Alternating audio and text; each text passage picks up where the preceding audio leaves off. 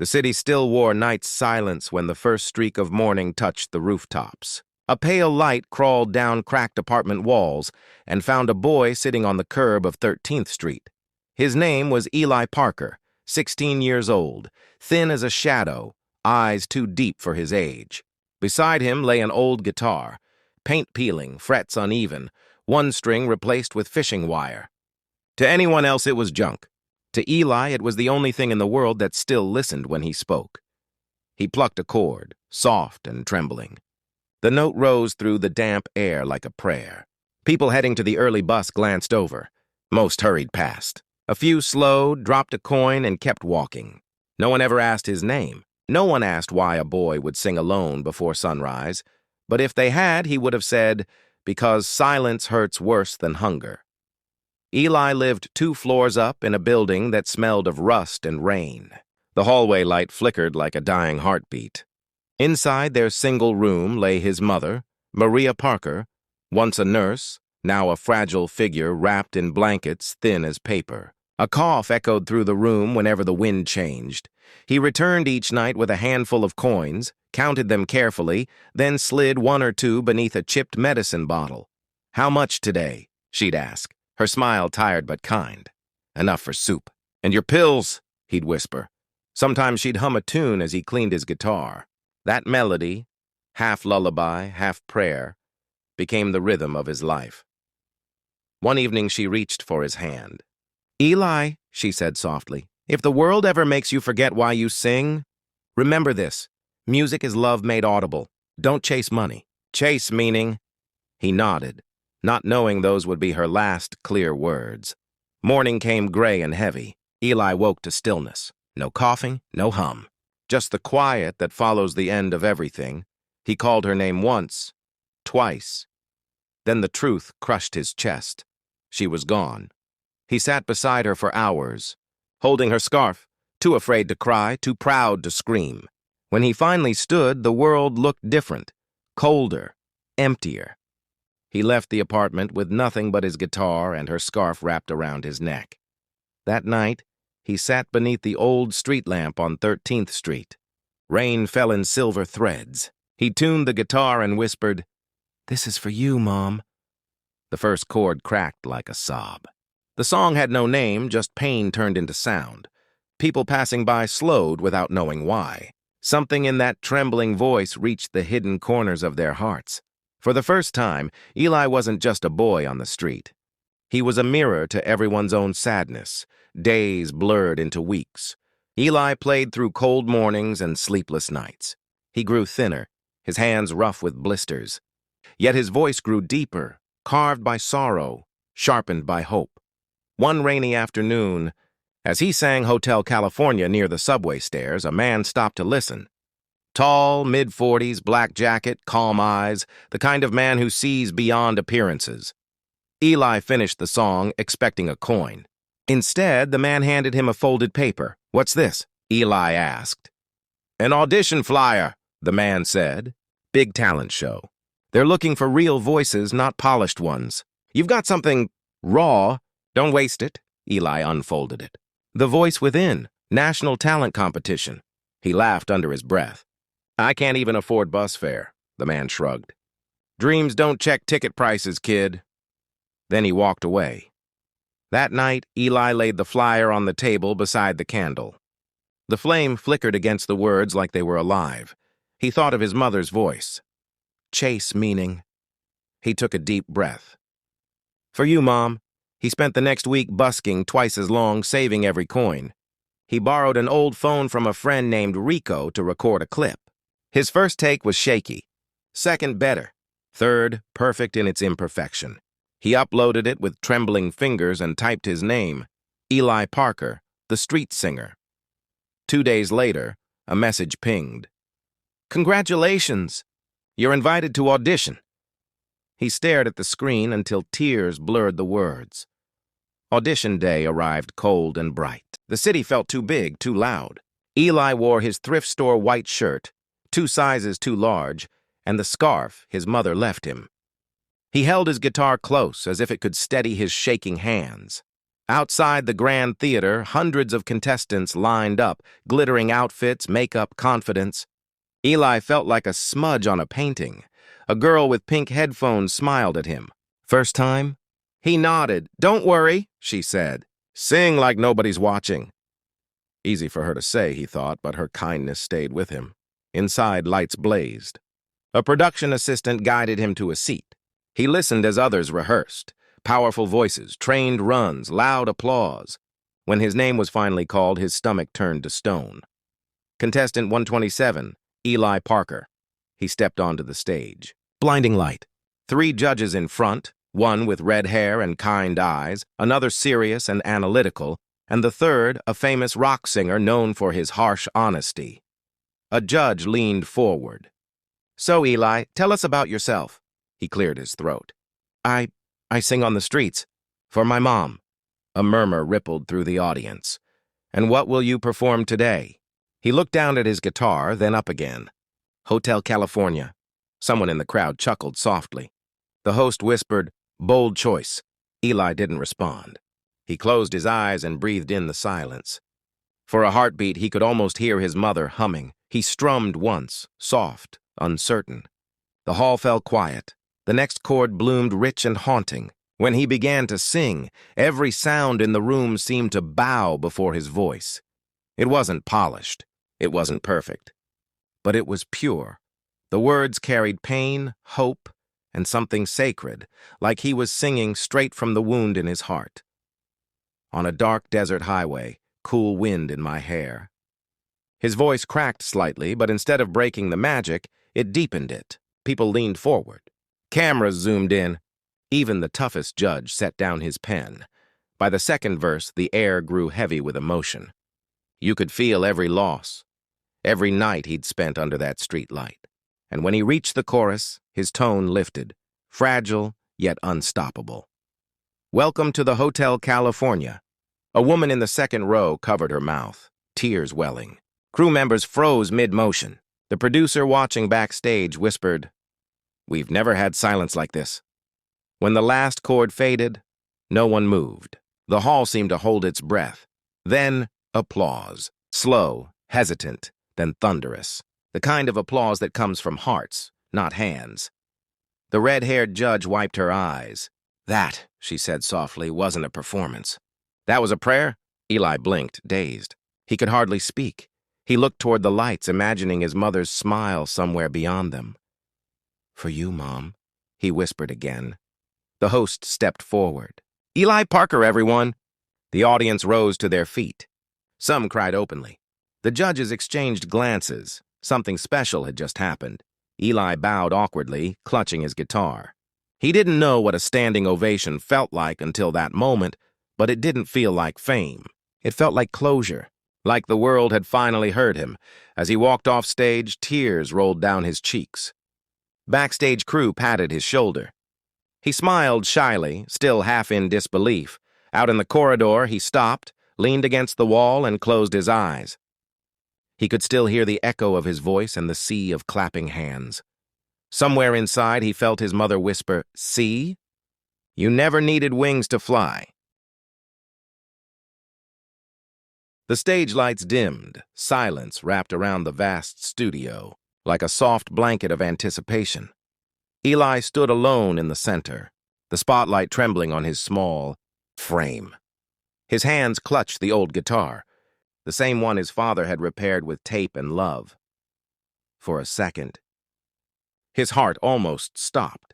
He looked into the crowd, thousands of eyes, bright and curious, waiting to see if this boy from nowhere had something worth hearing. His fingers were shaking.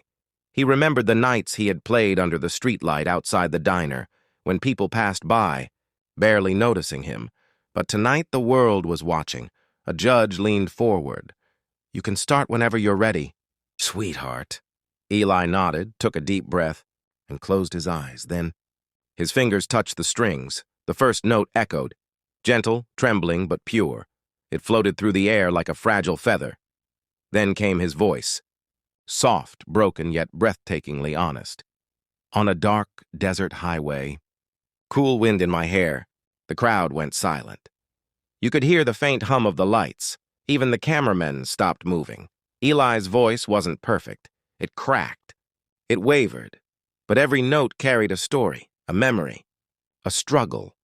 Every word came from the corners of a life most people never see. As he sang, flashes of his past played in his mind, his mother's voice humming the song while washing dishes, his father whispering, "Never stop singing, son. Your voice is your gift." He opened his eyes midway, and tears glimmered under the spotlight. They weren't tears of fear. They were of release, of every hungry night, every lonely corner, every lost dream, all pouring out in one song. When he hit the chorus, something magical happened. The lights began to pulse softly. The melody built like a wave rising higher, and Eli's voice, now trembling with power, filled the entire room. "Welcome to the Hotel California." The audience rose from their seats. Judges exchanged glances, eyes wide, lips trembling. No one expected this boy, wearing worn-out shoes and a borrowed shirt, to sound like this, like truth itself. One of the judges, a woman with golden hair and a trembling smile, covered her mouth. Her eyes glistened. You could tell she wasn't just hearing music. She was feeling it, deep inside her heart, like someone had reached into her memories and sung her own pain. The camera zoomed close to Eli's face. A single tear rolled down as his voice reached its peak. "You can check out anytime you like, but you can never leave." Then silence for a full 5 seconds. No one moved. Not a whisper, not a clap. Just the echo of that final line, still floating in the air like a ghost. And then, a soft sob from the front row. Then another. Then, the crowd erupted. A wave of applause, cheers, and tears. People were standing, shouting, crying, clapping. The judges rose to their feet, overwhelmed. One judge pressed a hand to her heart, whispering, "I haven't felt something like this in years." Another said quietly, "That wasn't a performance, that was a prayer." Eli looked up, his chest heaving, eyes red. He whispered, "Thank you." His voice barely reached the mic. But then, the youngest judge reached forward and pressed the golden buzzer. A golden storm exploded across the stage. Confetti rained down like sunlight. The crowd screamed with joy. And Eli stood frozen, his tiny figure surrounded by glittering gold. Tears streaming down his face, he dropped to his knees, clutching his guitar, as the host rushed forward and lifted him up. "You did it, Eli!" The words were almost lost in the roar of the audience. Eli looked up toward the lights. His lips trembling, he whispered, "This is for you." "Mom." The crowd fell silent again, realizing what he meant. The judges' faces softened. Even the toughest one, who never cried, wiped his eyes. The golden confetti sparkled on Eli's hair as he looked up to the heavens. And for a moment, the world stopped spinning. Because sometimes, greatness isn't born in comfort. Sometimes it's forged in pain, in cracked voices, tired hands, and a heart that refuses to give up. The golden confetti still shimmered in the air long after the buzzer stopped ringing. Eli stood in the middle of it all, the boy who once sang under streetlights, now shining under the brightest stage lights in the world. Tears streamed down his face as the judges rushed toward him. Hugging him, shaking his small trembling hands, the crowd chanted his name, "Eli! Eli! Eli!" For a moment, the noise was deafening, but inside him, there was only silence, a calm, sacred silence, the kind that follows a prayer answered. He looked up toward the ceiling, his hands still gripping the guitar. In his heart, he whispered, "You see, Mom? We made it." The next morning, the world woke up to his name. Clips of his performance flooded every social media platform. People around the globe shared his song with captions like, "This voice made me cry," he reminded me what hope sounds like. You have to hear this. "Boy, sing Hotel California. It'll change you." Within 24 hours, the video hit 50 million views. News channels called him the voice of hope. Radio stations replayed his audition again and again. Even the original band that wrote Hotel California posted, "We've never heard our song sung with this much heart. Respect, Eli." Eli couldn't believe it. He still lived in the small motel where the show's contestants stayed. He didn't have a fancy phone or manager, just that same old guitar and a heart that didn't know how to stop dreaming. One morning, while sitting by the window, he found an envelope slipped under his door. It was from the church orphanage he once lived in. Inside was a short letter. "Dear Eli, we saw you on TV. The children watched your song and clapped until they cried. They say if you can sing like that, maybe they can dream again too. You gave them hope. Thank you. Sister Marianne." Eli pressed the letter to his chest.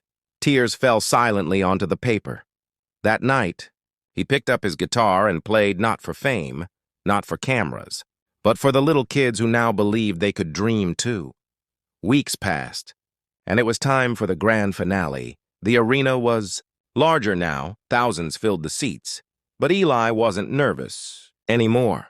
He wasn't that scared boy from the audition. He was a storyteller now, someone who carried hearts inside his voice. Before his final song, the host asked, "Eli, the world has fallen in love with your story. What do you want to say before you sing tonight?" Eli smiled softly and said, "I just want to tell every kid who's ever felt invisible. You're not. Someone up there sees you. And maybe one day, your voice will be heard too." The audience erupted in applause. Lights dimmed, and then Eli began to play. Not Hotel California this time, but a song he wrote himself, a song called Home Again. "I walked through the dark with no one beside me, but I learned that hope was walking quietly behind me." The melody was pure emotion, simple, honest, glowing. People wept openly. Even the cameramen forgot to move. When he finished, there was no hesitation. The crowd stood up as one, cheering, crying, shouting his name. One of the judges wiped away tears and said softly, "Eli, you didn't just sing tonight, you healed hearts." And for the second time that season, the golden buzzer was pressed again, not for rules, but for love. Golden confetti fell once more, and Eli stood under it, his face lifted toward the heavens, eyes closed, whispering through tears, "This is for all of them. Everyone who ever believed in me." Months later, Eli's life had completely changed. He was invited to perform around the world, charity concerts, schools and hospitals. He refused to charge for most of them. He always said, "Music gave me life. Now I give it back." He used his prize money to open a small music school for underprivileged kids in his hometown.